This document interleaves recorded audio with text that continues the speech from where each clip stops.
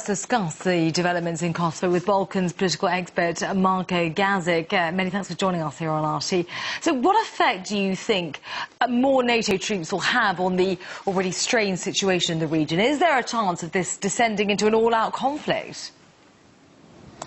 Well, I think that more NATO troops simply continue the NATO tendency. What we have here is the Serbians, the Kosovo Serbians who survive in this area, are the live meat inside a NATO and Greater Albania sandwich. To the south, you've got the organ removers of live human beings in Nazi-style atrocities are sharpening their knives at getting rid of the remaining Serbians who happen to be here in this Mitrovica area. And now the German NATO troops have cut off these surviving Serbians by blocking their lifeline to the north in order to allow for a final solution to take place of this issue, a final solution where we've really been before, because even in the Second World War we had not NATO German troops but Nazi German troops who again were allies of the Greater Albanian project to ethnically cleanse all the Serbs from Kosovo. And the only reason these Serbians are left here in Kosovo is because this part of Kosovo was only joined on to Kosovo in 1956, so it wasn't subject to the pogroms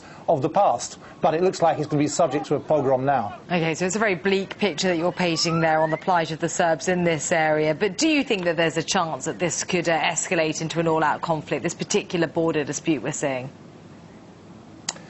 In the short term, no. Serbia is too weak and it has a government which does not believe in governing this part of the territory, or at least pays only lip service to that idea. So there's an internal Serbian problem and there's an external NATO problem.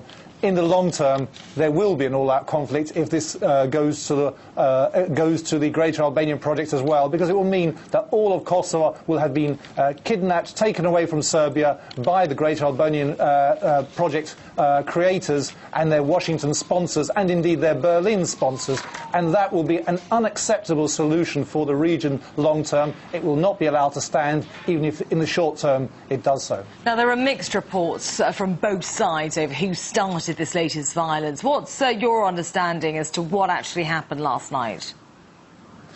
Well, those who started it are those who tried to put a border on Serbia's United Nations recognised sovereign territory. Now, those were EULEX and KFOR, the European Union rule of law mission in Kosovo and the Kosovo UN force, allegedly. The problem is that these two organisations, although they're supposed to be under the United Nations umbrella and status neutral, in other words, not taking sides on the issue of independence, are doing anything but. They're secretly obeying the commands of their governments in Washington and Berlin, and they're trying to create the situation which we've got now. Therefore, they began it, not even the Albanians themselves this time. It was NATO rulers who began this operation, as a result of which 6 Serbians were seriously injured, 5 in intensive care, 1 with a collapsed lung, and various injuries. Their lives are no longer, are not by any means safe, and this is what NATO has contributed to peace,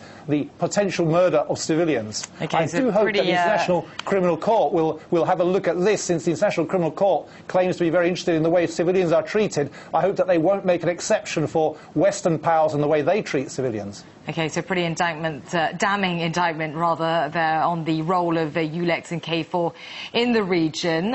You've previously said that Kosovo is, and I quote, a fake state with ghettos for Serbians.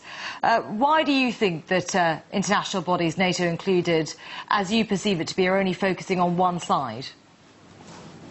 Because they've decided who they want to sponsor. They want to sponsor the Greater Albanian project, through which they see their own interest. They see Camp Bondsteel, the biggest military base in the world, having a permanent presence in the heart of Europe, strategically located, completing that encirclement of Russia, which was always one of the serious aspects of their game plan. That's what they're about. They're about controlling the flow of oil, controlling the security of energy supplies through this part of the region. They're about control. NATO is about control of territory and control of resources.